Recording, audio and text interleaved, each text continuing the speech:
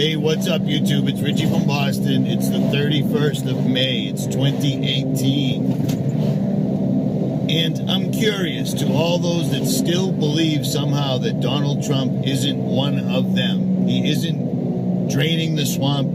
He never put Hillary in jail. So forth and so on. And it amazed me how many people fell for this hook, line, and sinker. I didn't think I'd say this, but I'm going to say it. And I hate to say it.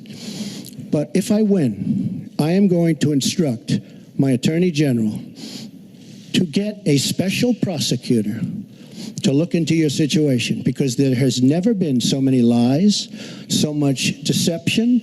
There has never been anything like it. And we're going to have a special prosecutor. When I speak, I go out and speak. The people of this country are furious. In my opinion, the people that have been long-term workers at the FBI are furious. There has never been anything like this, where emails and you get a subpoena, and after getting the subpoena, you delete 33,000 emails.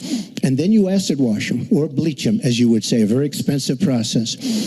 So we're going to get a special prosecutor, and we're going to look into it, because you know what? People have been...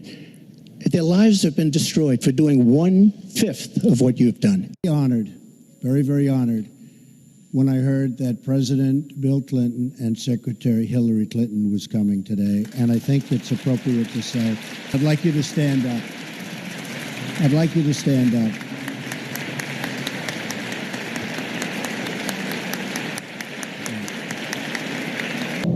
Now Trump is instituting tariffs against Canada for importing steel and aluminum. He's doing this under the flag of NAFTA. NAFTA is a terrible thing for a sovereign country like the United States. But it's been going on for 20, 30 years now. Clinton's the one that helped push it through for the most part. So Trump helps out Israel by declaring Jerusalem the capital. The 2 decades Trump is now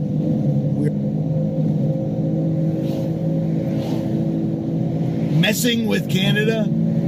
Let's piss off one of our closest allies and one of our closest neighbors.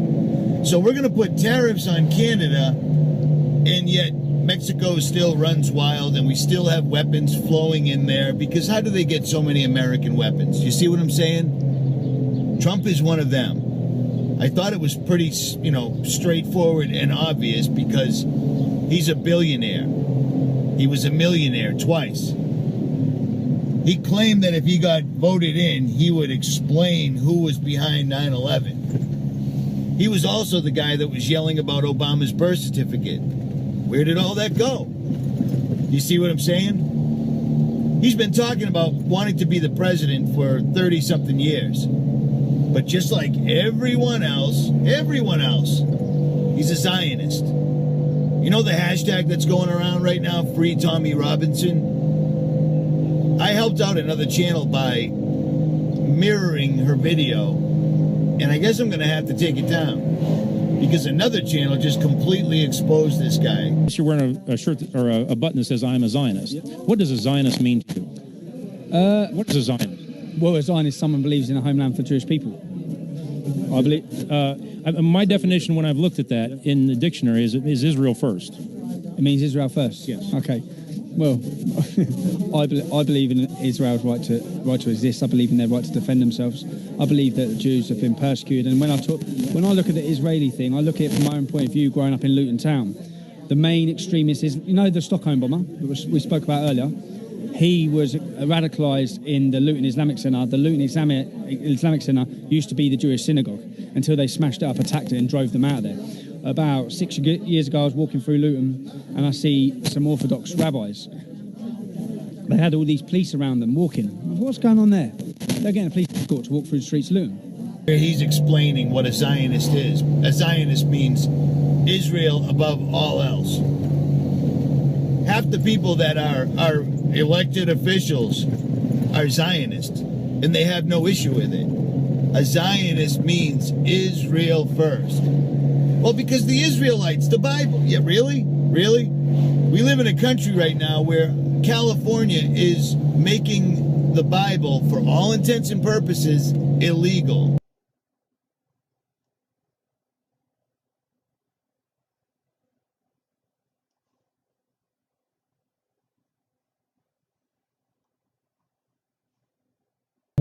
So that's not what they're doing. They're not adhering to the word of God by honoring the people that live in Israel right now. That's not what's going on. There's a reason that Israel is the largest intelligence vendor in the world. There's a reason that everyone of Israeli descent got texted on 9/11. It isn't a coincidence that 4,000 Jews were texted prior to 9/11 warning them not to go to work. You see what I'm saying? And it's also not a coincidence that 5 Israelis were arrested by New Jersey police the day of 9/11, and then it all disappeared and they were sent back to Israel. It's not a mistake. Do you see what I'm saying? Is one of them. Putting tariffs on Canada, our literally closest ally, what could possibly go wrong? As soon as he recognized Jerusalem, what happened? We're getting reports left, right, and center that people are getting killed over there because of that one statement, that one sentence. As soon as you say something like that, you know people are going to die, but they don't care. That's their game. The more people that die, the happier they are.